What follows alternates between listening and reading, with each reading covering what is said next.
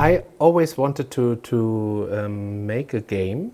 So the first 4 years of my life in the games industry, I worked as a game designer, and we only did very commercial, casual games for a TV station in Germany. So it was fun doing this because we could work with a very famous comedian back then, but it was always only about the fun, and we had to do it the way the TV station wanted us to do the game.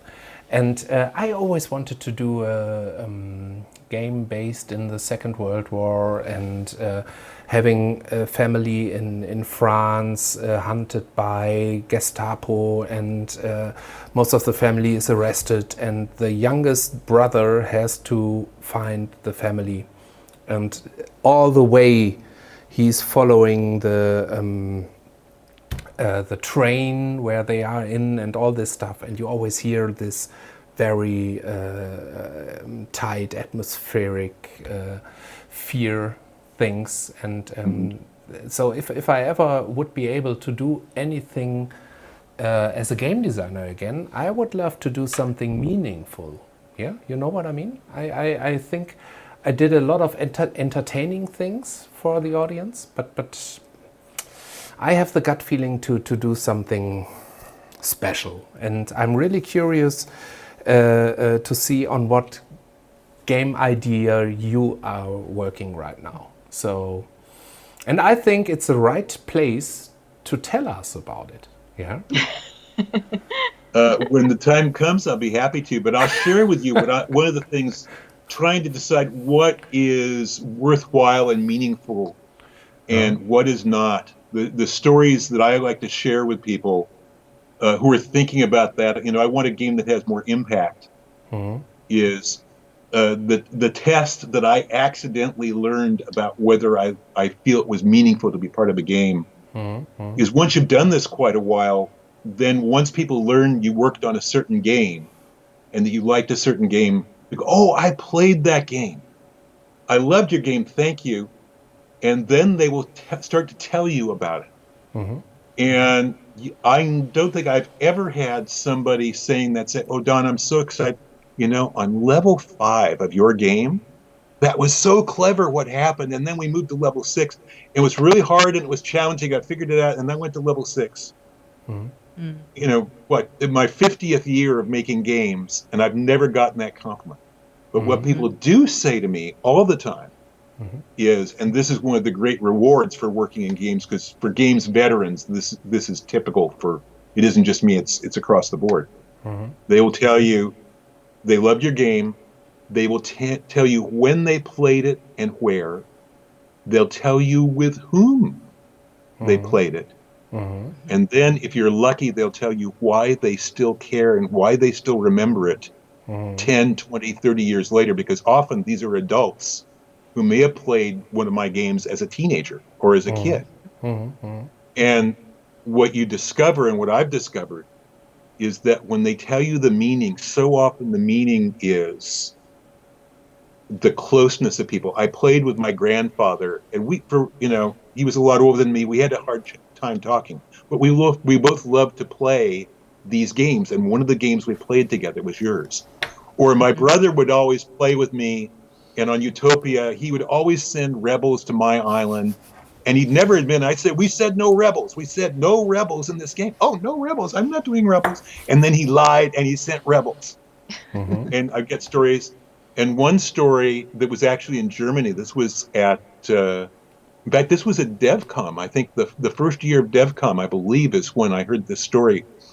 Guy comes up to me after my presentation and says, loved your game. I played the Commodore 64 version of Racing Destruction Set when I was a kid. And there was one summer when all I did was play Racing Destruction Set. And that was a game I did with an engineer named Rick Koenig, who is brilliant engineer, great guy, great game instincts.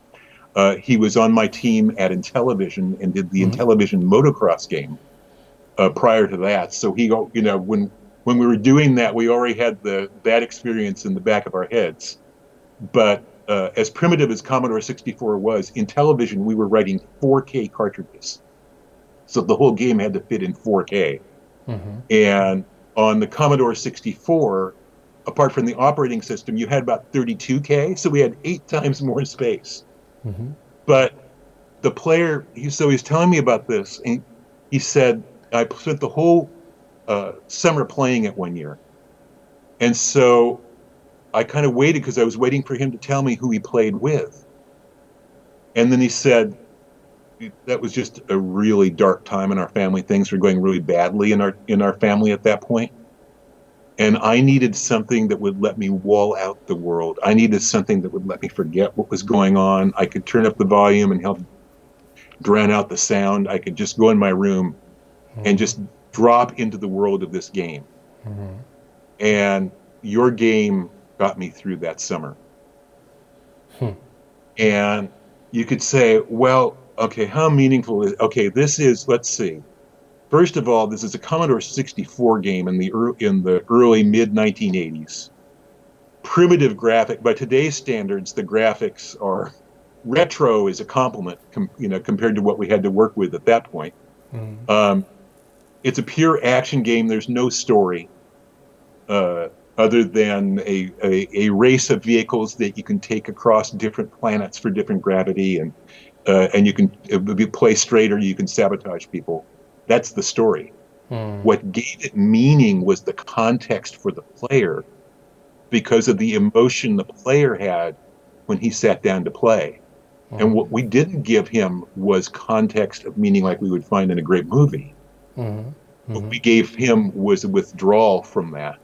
And I grew up in an alcoholic family, and I did the same thing with a board game. And so every night at about 5 o'clock, it would start to get kind of hairy around my house. And sometimes it got loud, and sometimes it got a little maybe not quite safe. And I play my board game. I'd go in my room and I would play my board game and just try and make it all go away. And so he's telling me this story, and I could so identify with him. So to bring it back, what I say now to game makers is, what makes a game meaningful is the stories players will tell you about playing it 10, 15, 20 years from now. If they tell you meaningful stories, your game mattered. And that's why what we do is an art form. It is not just, oh, it's another form of media. It's an entertainment form. No, this is an art form. At our best, what we do matters. There are so many ways we can reach out and touch people in ways that are important in their lives. And if that's the goal, that doesn't trap us into only storytelling games or only this game or that game. It means that we can keep trying to find new forms of games. If you look at all the different ways that online games have developed in ways that have brought people together socially, all these kinds of innovations. So one thing I've always thought about my whole career has been, how can I do a game that nobody else has done before? What can I do that's different?